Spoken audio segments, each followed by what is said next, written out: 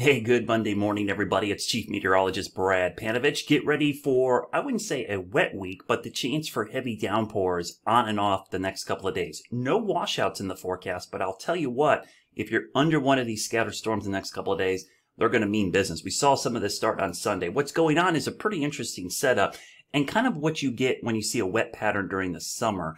During the summer, we don't typically get cold fronts. We don't get low pressure systems unless it's tropical in nature. We tend to rely on pop-up or scattered thunderstorms. And in this case, what's going on is we've got an upper low back here over the Midwest. We've got the Bermuda high off the East Coast. Now, the flow around low pressure is counterclockwise. The flow around high pressure is obviously clockwise. So that flow around the high pressure is allowing for some more moist air to be advected or moved into the Carolinas. And that's really what's causing this deep fetch of tropical moisture. Now, in the heating of the day, it just takes a little bit of heating or a thinning of the clouds or what we call differential heating boundaries, just all these little triggers that can get thunderstorms to develop. So they're scattered. It doesn't rain the whole day. But when you're under these heavy downpours, boy, do you get some heavy rain. And part of the reason we see such heavy rain is this right here. So this is what we call precipitable water. Let me see if I can move this up. So this is basically showing you how much precipitable water or moisture there is in the atmosphere from the top to the bottom.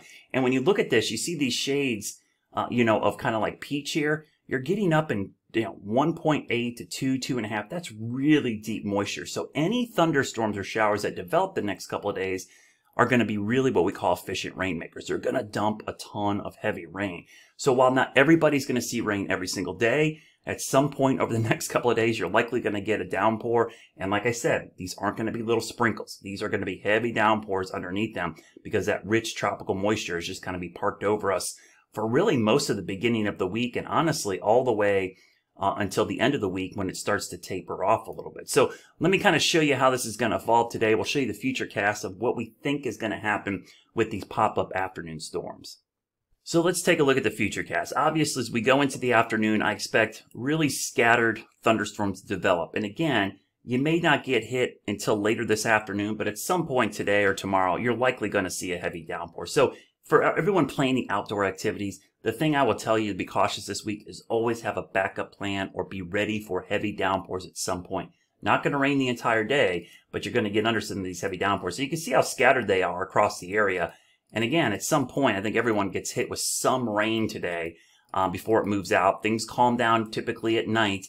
And then during the heating of the day tomorrow, you'll see things crank back up. They tend to start in the mountains and then crank up. Look at them scattered about the area. Again, not all day rains. There'll be plenty of dry hours out there. You can see as we go into the middle of the week, we'll see this happen again. So this is going to be a recurring theme every single day this week, that by the time we get to the end of the week, I think everybody's going to see some rainfall at some point. Now, let me show you some of the potential amounts of rain that we're going to see across the area. And it's going to vary. Like yesterday at my house, 2 inches of rain. Some areas saw 3 inches and some saw none. That's just kind of the way it's going to go. But hopefully over the next couple of days, that will all even out and we'll all get some much needed rain across the area.